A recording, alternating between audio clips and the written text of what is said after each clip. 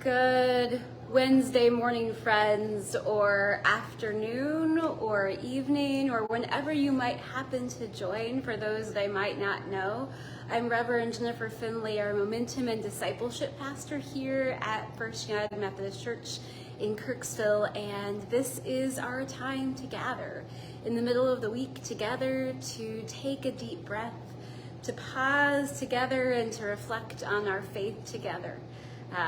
You may be like me on this dreary morning and you still have a cup of coffee in your hand or a cup of tea, or you may be going well about your day, or you may be catching this much later in the day. Wherever you are, it is good to settle into this rhythm again, to take a deep breath and to ask ourselves, where are we seeing God? Where is God at work in our lives, inside us and out there in the community and the places around us? Where has God been at work, and where is God alive and active in our lives? As I was reflecting on that question for myself, the first answer for me this week is here. Right here in this gathering, in this time. Some of you may have noticed that we took a break last week as the Kirksville schools and Truman State had spring break, and we were all in and out of the office, and so we took a break from our Facebook Lives and our daily times of devotion with you. And I'll admit I had missed it last week. That also happened to be the 3-year anniversary of the time when we started these times. You may not remember that, but many of you have been with us since that time. Those very first tentative days of the early pandemic where we weren't quite sure, we certainly didn't know what was coming. And Pastor Scott got on his phone and played some music for us. And over time that has evolved. And just in case you're wondering, no, they're not going away. We are going to keep doing these because they have become an important part of the ways in which we gather, an important part of my own spiritual life, and an important part of our spiritual lives together. So while we mark the 3-year anniversary, we also look forward and are looking ahead to knowing that these times of prayer and reflection together online are here to stay. They are part of who we are and what we're doing. The second way that God showed up for me this week was as I traveled to St. Louis with a couple of our Momentum Ministry college students and Pastor Scott. And I may be sharing more about that trip. We were living and serving and learning together in St. Louis. And one of the things that caught my attention as we did so, we were living in an apartment, an old building that had been split into apartments across the street from where we were learning and serving. So we were in the neighborhood of the folks that we were learning with. And it's on the near south side of St. Louis for those who know the area. It's sort of in the corridor between just south of Highway 40 and just north of Highway 44. Some very beautiful old buildings and also some areas of poverty, but we were living in the neighborhood. And one of our tasks for the week for ourselves was to provide our own meals. There were 4 of us, so that wasn't a super hard task, but it did involve sitting down together and planning our menus and what we were going to cook and which nights we were going to go out to eat. And then it involved going shopping together and making decisions about what we were going to buy. And then sitting down for meals together, maybe a quick breakfast before we went on our learning for the day, but also evening meals where we cooked together. And what I found in a surprising way was that God met me in that time in a way that I didn't quite expect. God met me in the small kitchen we were in as we stood and prepared meals together, as I cooked side by side with somebody else. God met me over the breakfast table as we pulled out breakfast items to sit down together. God met me as we sat down on it was just a plastic table, a makeshift plastic table for our evening meals. And as we had that conversation of what was good about today, what was challenging about the day, how was your day? Those are simple things. But God met me, and I realized that I had missed. I found the joy in that, but I also realized that I had missed some of that in my own life, the opportunity to simply sit down and pull up a chair with somebody else for an evening meal and say, how was your day?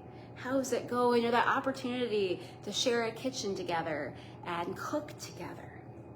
And so I'm thinking about ways in which I might add those into my life in some creative ways.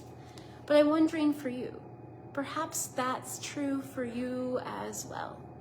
Perhaps you find joy in those times of cooking and sharing a meal together. Or perhaps you miss that, whether you live by yourself, by choice or by circumstance, or whether you live with so many people that you are trying to care for and life is so busy that there isn't a time to sit down and really cook together or share a meal, that our lives are swirling, and perhaps most of us are missing in some way that opportunity. God met me there, and I offer an invitation. If you are missing that type of time with somebody else, to simply cook together or share a meal together, simple invitation to reach out to somebody that you know who might be in the same boat and to see if they might want to do that. Or to reach out to us. We love to be connectors. And so if that's something that you think, I would love to do that and I'm not quite sure how to make it happen, send us a message, send me a message, let us know.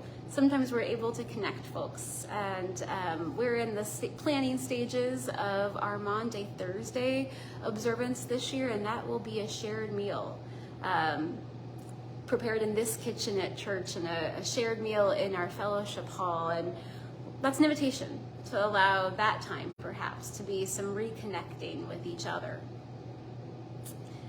My other thought from our week that I wanted to share with you today was that because I had had that experience that I had been missing of sitting down over a shared meal and just talking with folk and cooking together, because God met me there, I had the ability to listen for other people's experiences.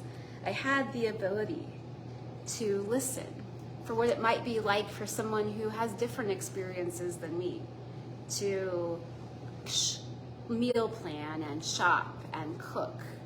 And so one of the exercises we did together as a group one morning was a challenge. We had a challenge. We sat and we learned about what it's like for folks who are on SNAP, Supplemental Nutritional Benefits through the government, what we might have used to call food stamps or EBT. And we sat down and we talked about how their budget for food for a week would be about $156 for a family of 4. And then we were tasked with a challenge to, with our group, 2 separate groups, to sit down and to plan meals for a week, and then to make a grocery list, and then to actually go to a grocery store. Now, we didn't purchase everything, but we went and we looked and we thought, could I make these meals? And what is this experience like for somebody who has a different experience shopping for food and meal planning and prep than I do, who might have a slightly different experience of sitting around tables? And I'll tell you, that was a powerful experience, and both in really joyful ways and in some challenging ways, recognizing that that process of meal planning is not always an easy one. It's full of stress for lots of people for lots of different reasons. But because I had had the experience of sharing meals with others, I had the ability to sit and listen to what that might be like for somebody who's different than me. And after we finished that exercise together, after we did that in the morning, we came back to our apartment and we read some quotations from folks who had experienced that experience in their own lives. And then we talked about it over our own meal. And one of them stood out to me that I wanted to share with you. This is someone else's experience, different than mine. I didn't need to take the challenge, I lived it, and I learned a lot from it, but mainly that I should never feel ashamed for reaching out for help. I also learned that I had my own stereotype of what being poor should look like.